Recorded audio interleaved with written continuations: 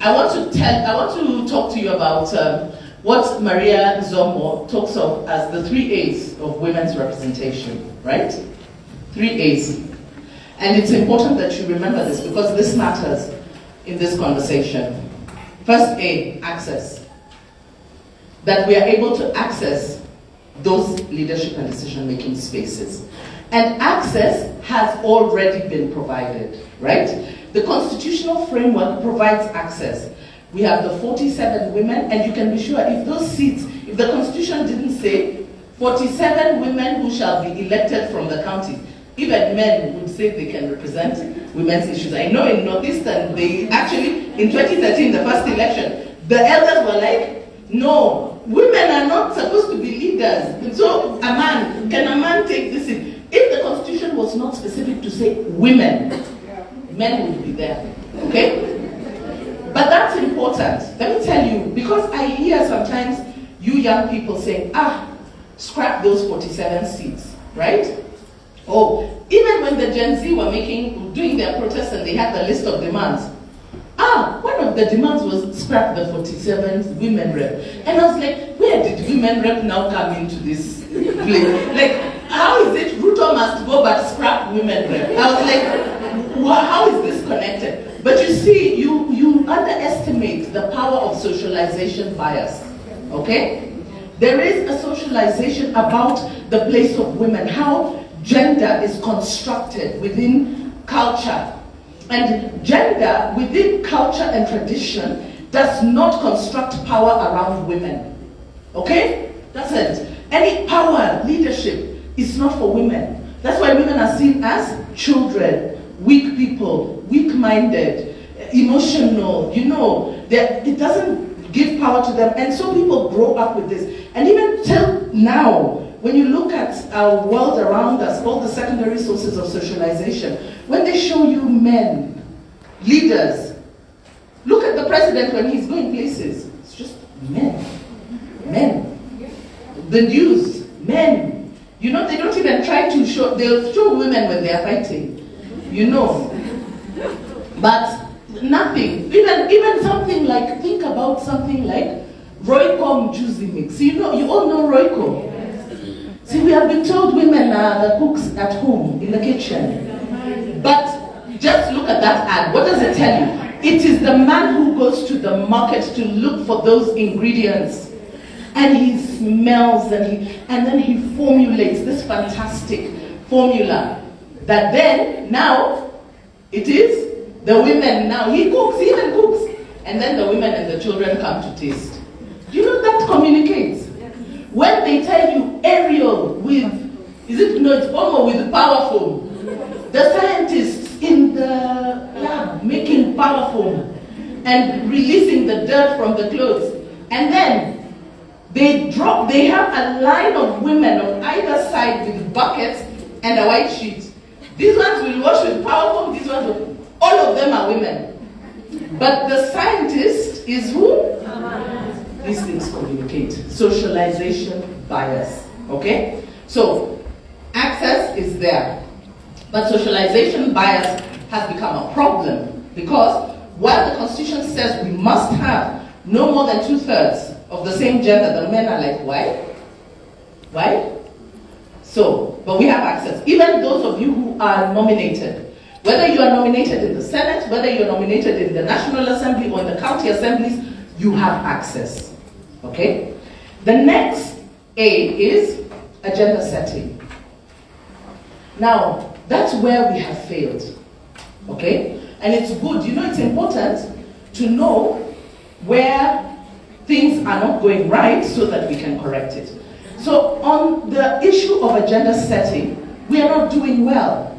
Because today, if you ask what is the women's agenda or what is the gender agenda, it's everything and nothing, right? But agenda setting, what agenda are we setting? Now in 2015, we did a peer-to-peer trip to Rwanda. What is the magic there? How come you guys are getting there? First of all, of course, there's the political will. However, they are also organized. Do you know that women in the legislature, women in the executive, women in the public service, and women in civil society come together to agree on an agenda of the issues that they want to address, right? So that the women's rights movement are doing their thing, the women in the legislature are doing their thing, and they get the support that they need, and the women in the executive do their thing. Now, this is where we have failed. We've not been able to come together. That is one of the things. When Beatrice was talking about how we used to work together, we worked very well with the women in parliament and the women's rights movement. We would even write submissions for the women members of parliament and run to parliament, give them, and then sit in the gallery and wait and hear them, on the floor, deliver those remarks, do the research for them and everything, okay? But let's also appreciate the times have changed, right? They changed significantly. Because even at that time, Kewopa wasn't really there. Kewopa came later. And today we have Kewopa. And let me tell you, this organization, it's an organization, it's massive.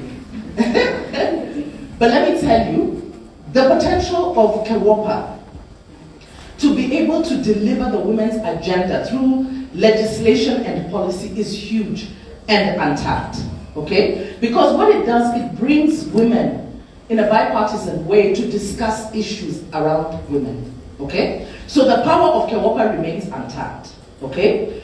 Then we have the women caucuses at the counties, right? Forget that they call you flower girls. It doesn't matter. You are there.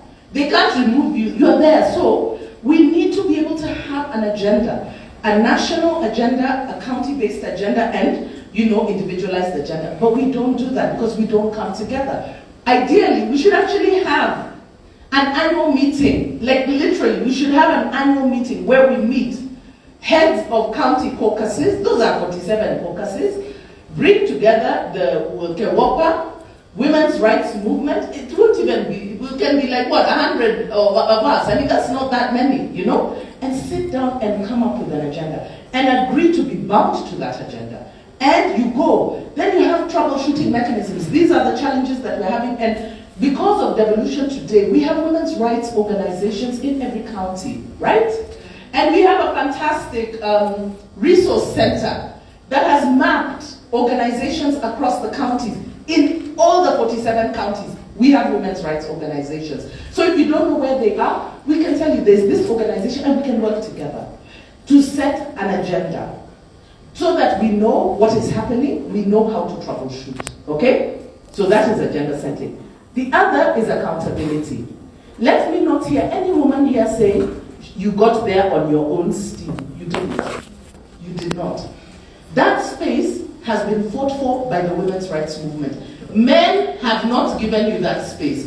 It is because of the fight of the women's rights movement that any space is there. And so, women in leadership need to know that they have to be accountable. Now, we can argue that men are not accountable, but we are not talking about men, we're talking about ourselves. Okay? We need to have accountability measures. You know why? Because every time we don't, if we are not strong together, then we are weak individually, okay? So, this thing of not being accountable, of people saying, me, I'm the one, I spent my money, I negotiated within my party. The fact that there was even a space for you to negotiate, for you to be a nominated MCA or a nominated member, is because that space was fought for. So you do owe it to the women's rights movement, for us to be able to work together. And so we are able to come together. We need to. Kimani talked about building a vibrant movement, right? We must build that movement. You know why? Because in as much as there have been many efforts to implement the 2/3 gender principle, there have been as many to remove it, right? You remember the latest one, which was BBI? BBI was getting rid of the nominations at the counties. They were phasing them out. In fact, now that people have understood the power of the counties, that they actually are legislative houses and mini governments, people are focusing there. So they're like, who are all these women? Because majority of the women who hold position are nominated, right? are nominated women. But we are able to work with those nominated women, begin to identify seats that we can flip. So for now, we must work for 2027. Okay? 2027, we need to agree. We know how many women we need elected in the 290 seats so that we don't have a problem with the top-up. If we get a minimum of 64 women, we are home and dry. Okay? In the National Senate, if we get 5, we are home and dry. We need to work on the MCAs. And since we already have women leaders there, how many seats can we flip with the women who are there?